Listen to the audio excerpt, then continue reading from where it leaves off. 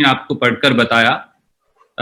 कांग्रेस कार्य समिति का जो आज का बयान है, उसमें कांग्रेस कार्य समिति ने 2 अप्रैल 2020 की बैठक से और आज तक जो देश के सामने कोरोना की अलग अलग चुनौतियां और उसके उपाय हैं, उन पर चर्चा की।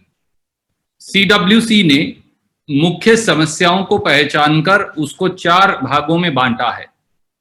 पहला है कोरोना की रोकथाम और इलाज, दूसरा है लोगों के लिए आजीविका का साधन, तीसरा है आवश्यक वस्तुओं की उपलब्धता को बनाए रखना, और चौथा है आर्थिक पुनरुद्धार, यानी दोबारा से इकोनॉमी को किक स्टार्ट करना। इन 4 समस्याओं के मामले में कुछ महत्वपूर्ण बातें सामने आई हैं। कोविड-19 के खिलाफ यह लड़ाई राज्य, जिला, शहर एवं गांव के स्तर पर लड़ी जा रही है। इसलिए यह आवश्यक है कि राज्यों को अपनी विशिष्ट स्थितियों एवं चुनौतियों के अनुरूप समाधान तैयार करने के लिए सक्षम बनाया जाए।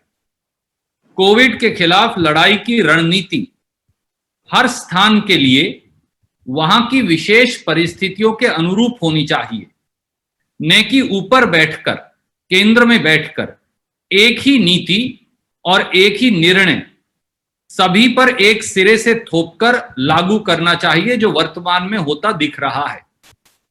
केंद्र सरकार को राज्यों को इस लड़ाई में सशक्त बनाने के लिए पर्याप्त वित्तीय सहायता देनी चाहिए, जिसकी शुरुआत जीएसटी की संपूर्ण बकाया राशि राज्यों को लौटाकर तथा उन्हें ऋण लेने के लिए ज्यादा वित्तीय स्वतंत्रता प्रदान करके की जा सकती है। उपरोक्त संदर्भ में कांग्रेस कार्य समिति केंद्र सरकार का ध्यान निम्नलिखित जरूरी विषयों पर आकृष्ट करना चाहती है। गरीब की आजीविका। इस बात के पर्याप्त प्रमाण हैं कि गरीब के पास नकदी या तो खत्म हो चुकी है या खत्म होने की कगार पर है। उनके पास घर में अनाज व दालों का भंडार नहीं है।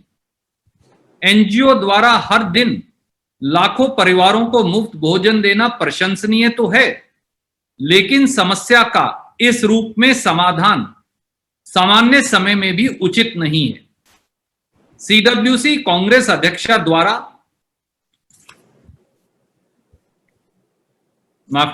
सीडब्ल्यूसी कांग्रेस अध्यक्षा द्वारा प्रधानमंत्री श्री नरेंद्र मोदी को दिए गए सुझावों को एक बार फिर पुनः दोहराती है कि केंद्र सरकार प्रत्येक गरीब परिवार के लिए तुरंत 7,500 रुपया डायरेक्ट बेनिफिट ट्रांसफर के माध्यम से एवं 10 किलोग्राम खाद्यान्न, चावल या गेहूं तथा 1 किलो दाल और चीनी हर व्यक्ति को दे, जिससे वो लॉकडाउन की अवधि में अपना गुजारा कर सके। मनरेगा को भी कार्यशील रखा जाए तथा परिवारों को मजदूरी दी जाए, जिससे वो आर्थिक अनिश्चितता के वर्तमान वातावरण का सामना कर सके। लोगों को भूख व कुपोषण से बचाने का यही एकमात्र तरीका है। इस समय उनके स्वाभिमान की रक्षा भी उतनी ही आवश्यक है। दूसरा, प्रवासी मजदूर। देश ने बड़े शहरों से प्रवासी मजदूरों के पलायन का दर्दनाक मंजर देखा। अनेक मजदूर बिना भोजन, बिना दवाई तथा अन्य किसी सहयोग के सैकड़ों किलोमीटर दूर स्थित अपने गांव को पैदल ही निकल पड़े, जब तक उन्हें जबरन रोककर सरकारों द्वारा क्वारंटीन नहीं किया गया। मुख्यमंत्रियों ने भी प्रधानमंत्री को पत्र लिखकर बताया कि प्रवासी मजदूरों एवं घर पर उनका इंतजार करने वाले उनके परिवारों, बीवी बच्चों का दबाव निरंतर बना हुआ है। अतः इन मजदूरों को अपने अपने राज्य, शहर और गांव लौट जाने की अनुमति दी जाए। सरकार को इस समस्या की जानकारी 3 सप्ताह से ज्यादा समय से थी। अब भी शेष 10-10 दिन बचे हैं, जिस दौरान प्रवासी मजदूरों के लिए एक मानवीय नीति बनाकर उसका समाधान किया जा सकता है। इसीलिए कांग्रेस कार्य समिति केंद्र सरकार का ध्यान एक नीति बनाने की आवश्यकता की ओर आकृष्ट करना चाहती है, जिसके अंतर्गत जो मजदूर अपने राज्य, शहर और गांव को लौटना चाहते हैं, नंबर 1, उन्हें स्वास्थ्य सुरक्षा के नियमों का सख्ती से पालन करते हुए यात्रा की अनुमति दी जाए। नंबर 2, इस दौरान उन्हें पर्याप्त पैसा व भोजन उपलब्ध कराया जाए। नंबर 3, लॉकडाउन के उपरांत उन्हें अपने कार्यस्थान पर लौटने की अनुमति मिले। तथा नंबर 4, जिन प्रवासी मजदूरों की इस संकट के कारण मौत हो गई, उनके परिवारों को मुआवजा दिया जाए। अर्थव्यवस्था का पुनरुद्धार। कांग्रेस कार्य समिति इस बात पर खेद व्यक्त करती है कि 1 महीने पहले प्रधानमंत्री द्वारा घोषित इकोनॉमिक टास्क फोर्स ने अभी तक सरकार को कोई कार्य योजना पेश नहीं की। साथ ही अर्थव्यवस्था के पुनरुद्धार के लिए कोई ठोस कदम नहीं उठाया है। कृषि गतिविधियों को लॉकडाउन से छूट दिए जाने के बावजूद कटाई, मार्केटिंग तथा गेहूं व अन्य रबी फसलों की एमएसपी पर खरीद प्रणाली ध्वस्त हो जाने जैसी अनेक दुर्गम चुनौतियों का सामना करना पड़ रहा है। साथ ही अगली खरीफ की फसल की बुआई के लिए किसानों को आसान ऋण, बीज, कीटनाशक दवाई, खाद आदि उपलब्ध करवाए जाने के लिए कोई योजना बनाई नहीं गई है।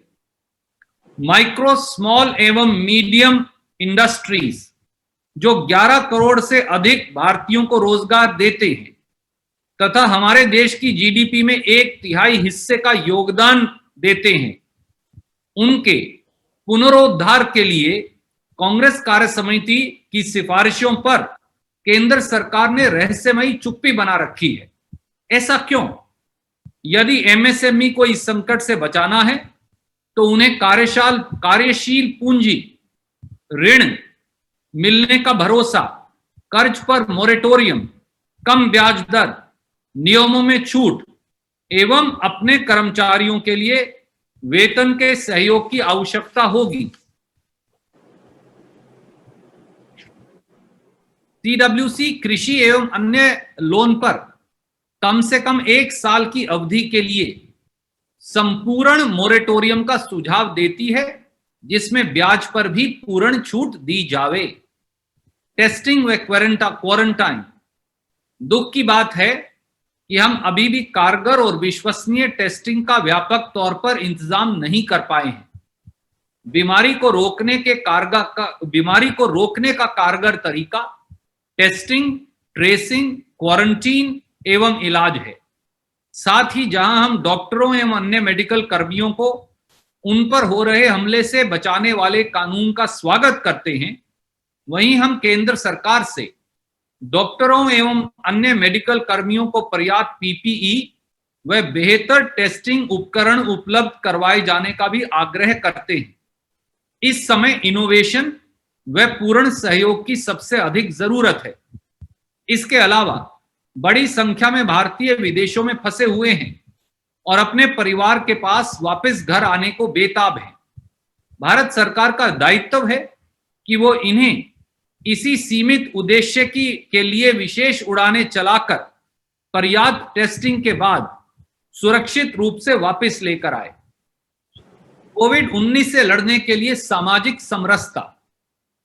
कांग्रेस कार्य समिति इस बात पर चिंतित है कि जब पूरा देश मिलकर कोविड-19 से लड़ाई लड़ रहा है, तब भी भारतीय जनता पार्टी सांप्रदायिक बंटवारे को बढ़ाने का प्रयत्न कर रही है। वायरस न जाति देखता, न धर्म, न संप्रदाय और न लिंग, इसके आधार पर वायरस भेदभाव नहीं करता। एक संगठित देश के रूप में हमें उन ताकतों को पहचानना होगा जो ऐसे संकट में भी इस देश के समाज का ध्रुवीकरण करने से बाज नहीं आ रही।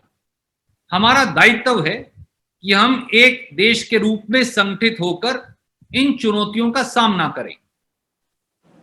उपरोक्त संदर्भ में कांग्रेस कार्य समिति मांग करती है कि लॉकडाउन की शेष अवधि का इस्तेमाल केंद्र सरकार द्वारा एक एग्जिट कार्य योजना को लेकर भविष्य का एक विस्तृत रोड मैप बनाने व उसे प्रकाशित करने में किया जाए। नंबर 1, महामारी से निपटने के लिए हेल्थ इंफ्रास्ट्रक्चर की क्षमता में पर्याप्त वृद्धि की जाए। और नंबर 2, अर्थव्यवस्था का पुनरुद्धार हो जिससे कि रोजगार के वर्तमान स्तर एवं मजदूरी व आय पूर्ववत बने रहे। इस अवसर पर कांग्रेस कार्य समिति कांग्रेस के कार्यकर्ताओं एवं अग्रिम कतार में खड़े हो हमारे अग्रिम संगठनों के साथियों का धन्यवाद करती है, जो संकट की इस घड़ी में भी देश के लोगों की निरंतर सेवा कर रहे हैं। हमें आशा है कि केंद्र सरकार इन सुझावों को उसी रूप में लेगी जिस भावना से उन्हें दिया जा रहा है, जो है सरकार से सकारात्मक सहयोग एवं देश के नागरिकों की निरंतर मदद, जिससे हम सब मिलकर कोविड-19 से लड़ाई में विजय प्राप्त कर सकें। कोई प्रश्न आप पूछना चाहें तो आपका स्वागत है। Yes, sir. We'll go to the floor first. Sanjeev Chopra ji is there from PTI. Sanjeev, unmute yourself. Yeah, thank you, Pranav. I just wanted to know that, whether the CWC has finalized the economic revival package which former Prime Minister-led group was deliberating upon. And if yes, what is the quantum of this package for the revival of the economy? Sanjeev ji, let me point out to you that Shrimati Sonia Gandhi, as also Shri Rahul Gandhi, have written a series of letters. Party has, including Shri K.C. Venugopal, have made more than one statements. I think if you see those, that's the architecture of the economic package that we are demanding. Some of which are again re-included in this statement of the Congress Working Committee. Let me just take one moment to point out to you that the Congress Working Committee has laid down a detailed roadmap for testing, tracing and quarantine, for availability of special rapid kits as also PPEs, as also laying down the hospital infrastructure as a roadmap until the conclusion of the May 3rd deadline of the lockdown. CWC has also pointed out the issues of livelihood of the poor, of the middle class, of the migrant workers, of the MSMEs, also of all Indian citizens stranded abroad. I think between the Congress President, Shri Rahul Gandhi, and the two CWC resolution, one of today and of the last CWC, a detailed roadmap has already been laid. In fact, Congress President has categorically expressed concern in her remarks that despite specific and concrete suggestions, the government has neither been liberal nor magnanimous. We have also again pointed out today that the economic task force headed by the finance minister constituted by the Prime Minister has done zilch in terms of coming out with a solid economic relief package. Economic Action Plan 1 has really faltered and has not granted the requisite relief. Economic Action Plan 2, a liberal, comprehensive and broad-based action plan covering from farmer, migrant worker, laborer, vulnerable sections, MSMEs, as also big industry, is the order of and the need of the day. We sincerely hope that government will today listen to the resolution of the CWC and act and react accordingly. Thank you. The next question is from Siddharth from ANI. Siddharth? Yes, Siddharth. नमस्कार sir. जी नमस्कार। Sir मेरा सवाल ये है कि कांग्रेस शासित सभी जो मुख्यमंत्री जो बैठक में शामिल थे, सबकी बातों को जो आपने ट्वीट करी हैं हम ये निकाल पा रहे हैं निचोड़ के, सभी राज्य जो हैं वो फाइनेंस को लेके, फाइनेंशियल पैकेज को लेके बड़े चिंतित हैं और बार बार मांग कर रहे हैं। तो किस तरीके की एप्रीहेंशंस हैं कि क्या फॉल आउट्स हो सकते हैं अगर फाइनेंशियल पैकेज या फाइनेंस ढंग से नहीं मिलता है राज्यों को? क्या वो भी CWC में डिस्कस किए गए और क्या एप्रीहेंशंस हो सकते हैं? दूसरा, राहुल जी ने ये कहा कि एक पॉज बटन है जो लॉकडाउन है और अभी आप बता रहे हैं कि एग्जिट प्लान तैयार करना चाहिए, तो क्या आप ये मान रहे, क्या ये बात कंक्लूड की जाए कि उसका मतलब यही है कि आप ये कहेंगे कि लॉकडाउन जो है आगे लंबा ना खींचे? दो प्रश्न आपने पूछे। पहला, यह लड़ाई कोरोना के खिलाफ केंद्र में नहीं लड़ी जाएगी बल्कि पूरे देश में लड़ी जाएगी। देश के हर कोने में, देश के हर शहर और कस्बे में, देश के हर गांव में। यह लड़ाई केंद्र सरकार को नेतृत्व करना है इस लड़ाई में, और यह लड़ाई आखिर में प्रांतों को लड़नी है। ऐसे में स्वाभाविक है आप इसे कांग्रेस शासित प्रदेशों के नजरिए से मत देखिए। हिंदुस्तान के हर प्रांत को आज केंद्र सरकार से एक व्यापक फाइनेंशियल पैकेज की आवश्यकता है।